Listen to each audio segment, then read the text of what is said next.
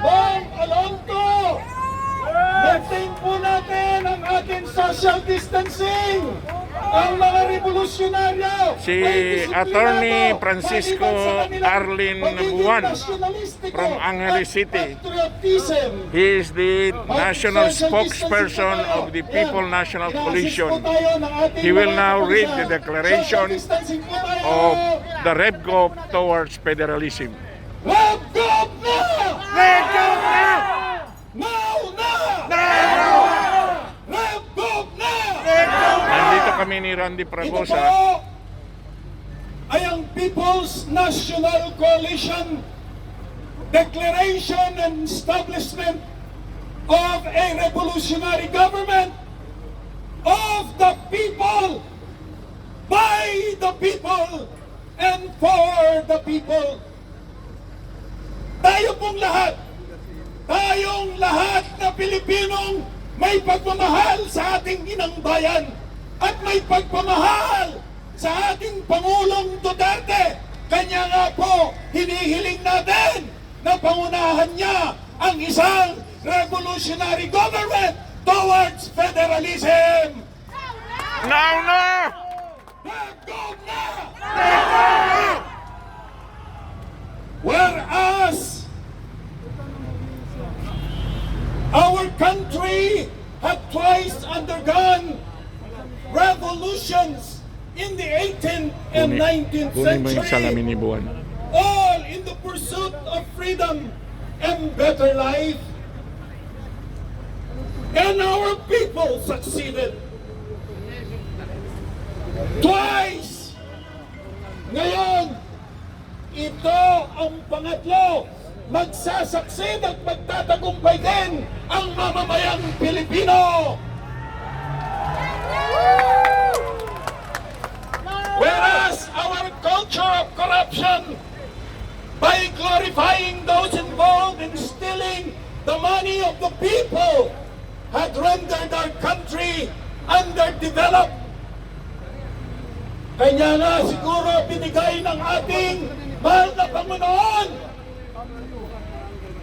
ang Presidente Digong sa atin para iahon ang bawat Pilipino sa kasadlakan, kahirapan. Amen. Whereas President Rodrigo Roa Duterte is a man of honesty and integrity. Naniniwala tayo sa kanya na siya ay malinis, Opo!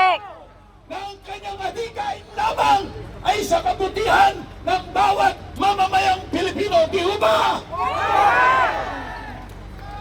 His amount of political will is tremendous, which cannot be swayed by friendship and political patronage.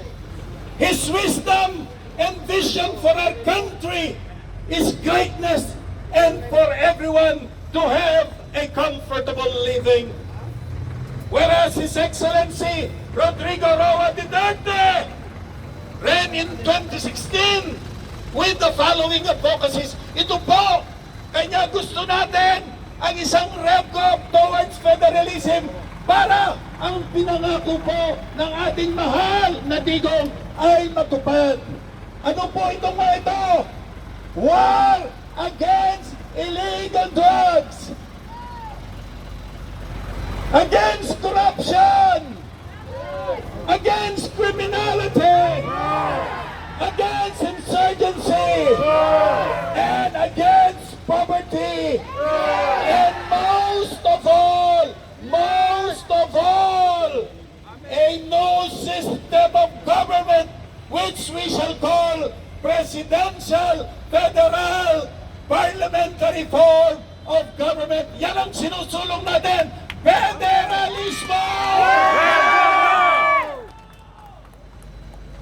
Whereas in 2015, illegal drugs had already infected almost 42,000 barangays all over the country, close to rendering the country to a narco state, and the victims are the unfortunate Filipino youth, the hope of the fatherland.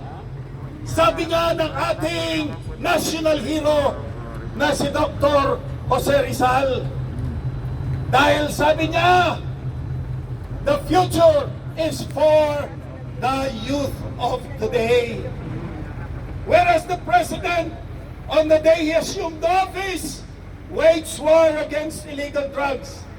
And as of the writing of this declaration, 20+ thousand barangays have been cleared of illegal drugs. There remains only 22,000 barangays. My God, what an accomplishment in so short a time. Pero, hindi po titigil ang ating mahal na Pangulo hanggat ang Pilipinas, ang buong Pilipinas ay malibre sa masamang droga. Palakpak naman kayo dyan!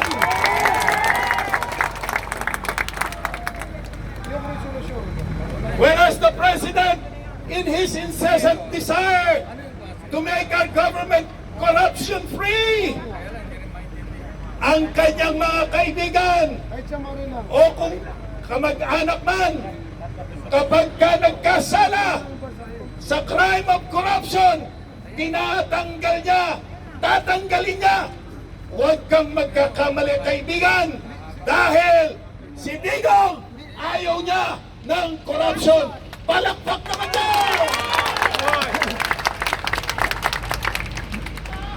Whereas, we are losing hundreds of billions of pesos due to corruption. Yan ang ayaw ni Presidente Digong. Yang pagnanakaw sa kaban ng bayan. Kanya kayong masasamang politiko, mga corrupt officials, magdasal na kayo. Your days are coming. Whereas in 2015, the country ranked, imagine nyo, of the 115 or 80 countries, we rank as 115th country na graft-ridden. Nakakahiya. Yan po ang lilinisin ni Presidente Digong! Mabuhay! RevGov na! RevGov na! Now na! Now na! Now na! Now na!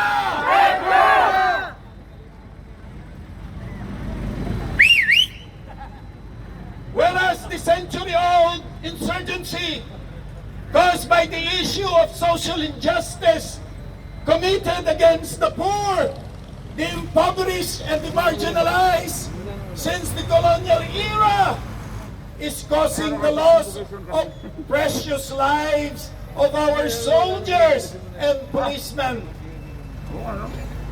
Towards this end, the President is doing everything to put an end to the problem by promoting national reconciliation, peace talks that is characterized with all sincerity, honor, and patriotism.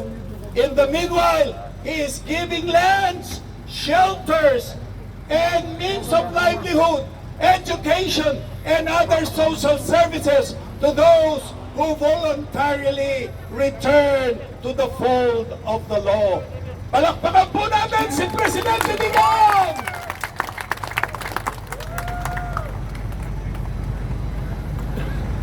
Whereas the President's war against impoverishment or poverty is unprecedented, he is giving lands to the landless with support services under the Department of Agrarian Reforms, providing free irrigation.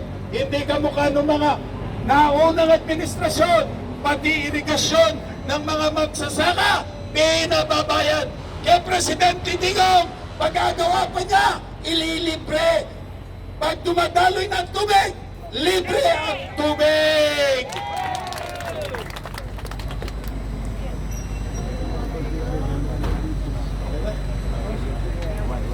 Kaya pa. Ay, tumaga! Whereas the new coronavirus 19 has already crossed 540,000 infected persons. The virus might exist even at the end of 2021 and perhaps beyond. During such period, the President needs extraordinary powers to defeat the virus. And which powers are not easy to come owing to the slow pace of legislations due to the political intramuros and divisiveness. Ang sabi nila, itong mga pulpol at korap na congressman ayaw bigyan ng suporto ang ating mahal na Pangulo. Kanya! Oy, mga congressman! Oy, mga senador! Your days are numbered.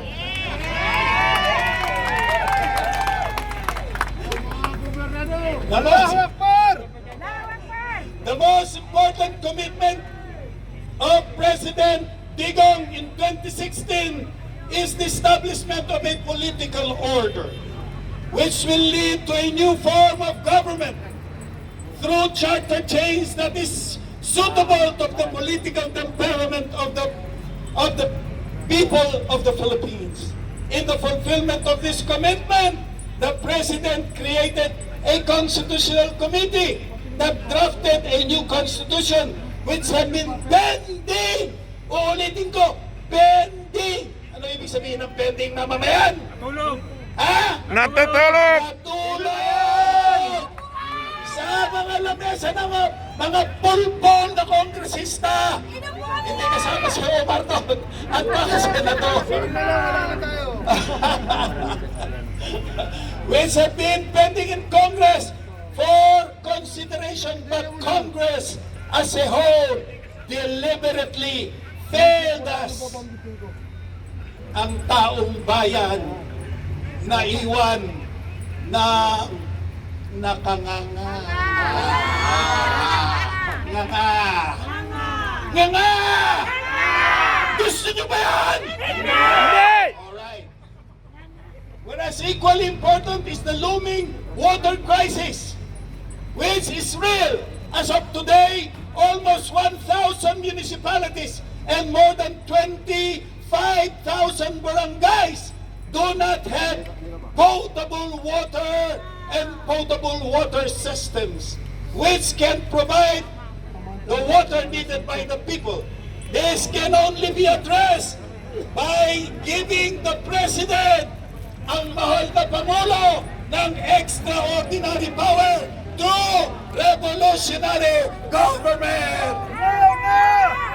Hindi baling umuulan. Binibless tayo ng langit. Yeah! Wala na ko boses. Pero nagpa-vlog ito nagbubura itong aking binabasa.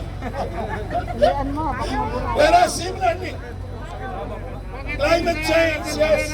Payong.